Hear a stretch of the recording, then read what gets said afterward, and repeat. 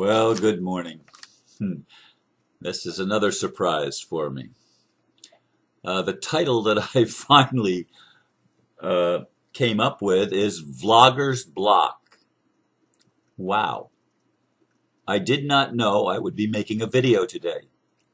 I thought the one we did the other day with the ambassadors team was going to be the video that would go up at 5 o'clock. However, the ambassador called me a little while ago and asked me to wait and not post the video for today. Now, when I woke up earlier and was in meditation, an idea for a video was clear. That was about 3 hours ago. I don't remember the idea. In fact, I have no idea what to talk about today. This should be interesting. Yes, the website and the audio thing with the languages of our proclamation or whatever you want to call it for our mission is not ready. We had one of our team, an associate member of our team, not the direct one, but somebody that's working with one of our team members that was going to be doing a certain part of the project, ended up in the hospital unexpectedly, obviously, and is just not well to complete that portion of the project. And then one of our other team members is away on a weekend getaway with his family and is not available to do the part that he was going to do, which probably looks like it's going to be Monday before they're able to get that stuff done. And I don't know at this point when that video I'll be given the green light to air it, and we want it aired before Chinese New Year. But these complications keep coming in when you're on a team that you don't have control over what happens in people's lives, and things don't always go according to the way it's planned and desired.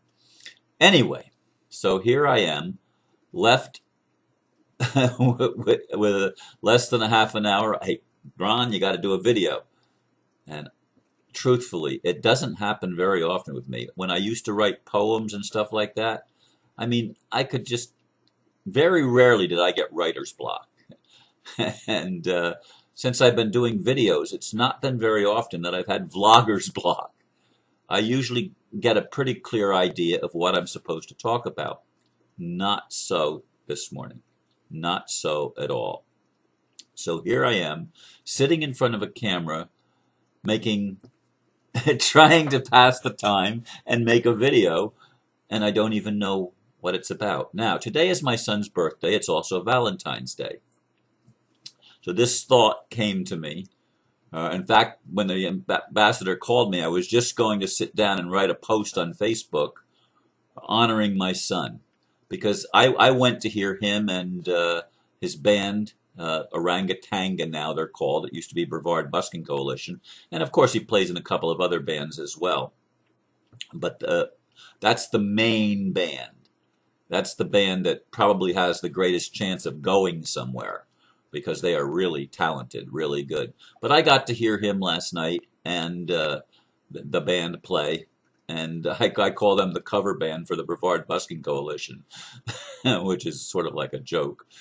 And I also got to hear Weep Rock, which is an all-female band, although their drummer did not make it, and so they had a djembe instead of a drum kit for their music, and they sounded a little bit different than what they usually sound. They're not quite as, when you don't have drums in a band, you notice it. In fact, when I go to hear bluegrass, I've often suggested, why don't you have a drummer?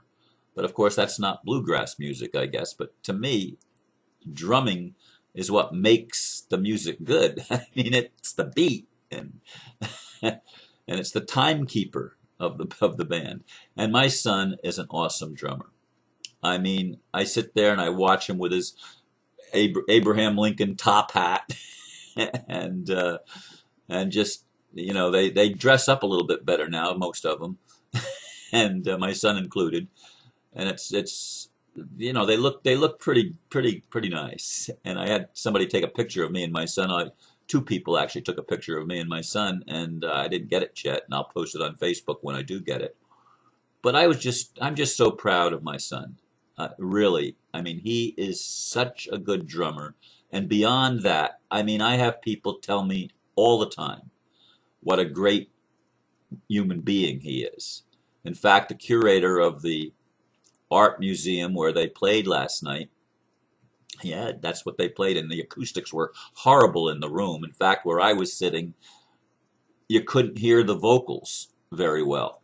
But if you walked a little bit over to the right or to the left, you could hear much better. It was much clearer because of the acoustics in the room. The center of the stage, which is where I was sitting, it wasn't very good. But anyway, I had the curator of the museum come over to me, and as I was going home, and she says, "I really like your son."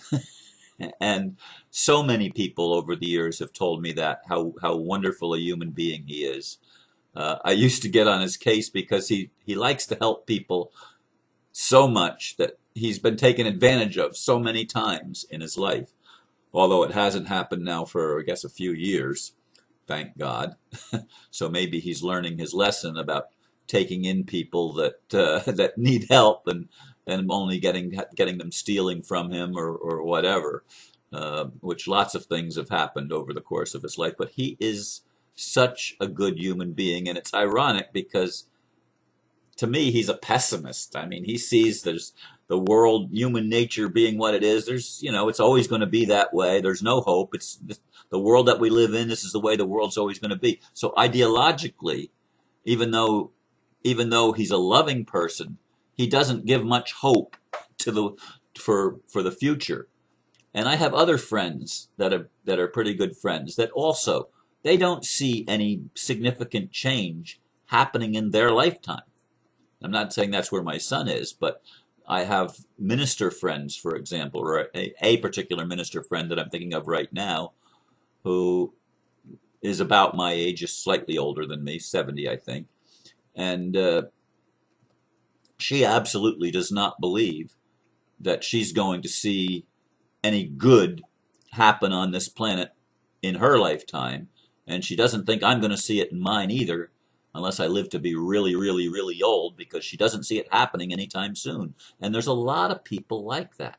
There's a lot of people that do not see the problems that we're facing changing, and part of that is because of the attitude that we can't do anything now. We're gonna have to leave it to the future generations to fix the problem. We're not going to take responsibility. We're not going to take action. And so a lot of the spiritual community sits back and either calls it all an illusion and it doesn't matter, so they don't want to get their hands dirty, they don't want to get involved, or they don't believe that there's anything that they can do, even if they wanted to. It's a hopeless situation. Well, for me, it's not hopeless. It's what I live for. I live for that. And it's Valentine's Day, as I said, and one of my friends, let's see if I can find that, probably not. It's probably not. It's true. I'm not. It's my email thing. I get so many emails, and I have several inboxes that are active, and then I have a few that are inactive. But finding emails, especially in Facebook and the YouTube things, is really, really, really hard. I mean, I don't know. It's been a long time since I've counted them, but I know it's well over 100 emails a day, and possibly even over 200. There's been a time when it was like over 500. And to find an email in my Roadrunner accounts is fairly easy, more or less if I know which inbox it's in. I have 5 inboxes there. But if finding one on Facebook or YouTube, forget it. But somebody made a comment about love. And of course, Valentine's Day is about love. And it was something about lost love. Oh, God. And I said, is there any other kind? Because for me, romantic love is always a lost love. And somebody wrote, well, it's better to have loved than never to have loved at all. Well, that's true. I have a friend. See, I'm rambling, but things are coming to me. I have a friend that is actually a couple of years older than me, grew up in the same town I grew up in. I haven't contacted him in probably 5 years now, 4 or 5 years. And the last time I contacted him, he had never even been on a date in his life. So he has never loved. I mean, his mother and father, I think he was an only child. As far as I know, he still lives in the same house he grew up in, right up the street from where I grew up, in Midland Park, New Jersey.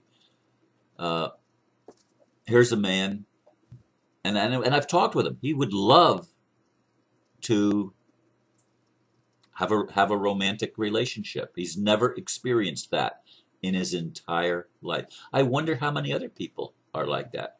I mean, I had a couple of great aunts that were old maids, which means they never married. They never really had a romantic relationship their entire life. They lived and died without having a romantic relationship.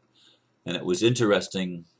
I had a friend, a couple of friends just recently who got engaged, just pre-Valentine Day engagement. And I thought that was really, really interesting, knowing the dynamics of a little bit of their story. But there are some amazing connections happening and amazing things happening with people.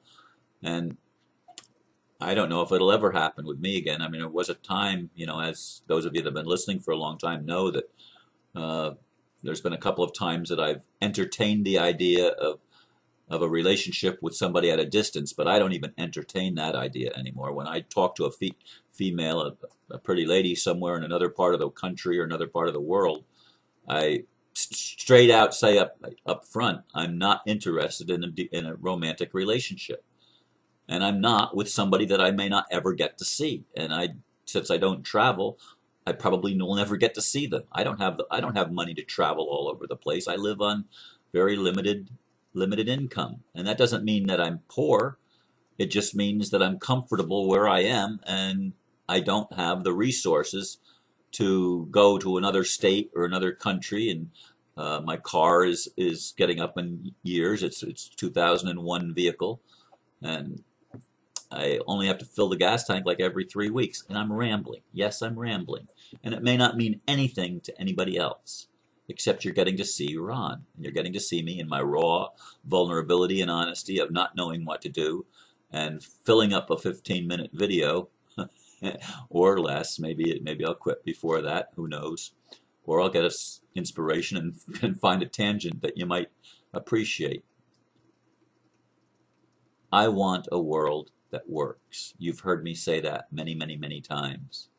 I want a world that works for all of us. I'd like even the elite to come to their senses and come home. I'd like to see a world where we love one another. I'd like to see a world where we support each other and we encourage each other, where we don't fight and criticize and condemn and make false accusations like certain people have done with me in the past week. Anyway, this is my Valentine's message. I know it's weird. It's weird to me too, because I didn't know I was going to make a video today. And I guess I should know now, when I'm working with a team of people, I should always have a backup plan, which I actually have had earlier this week, because things have not flowed the way we thought they were going to flow as far as timing. So thank you for listening to this rambling man talk about his Vlogger'S Block and much ado about nothing. Thank you for listening. Namaste.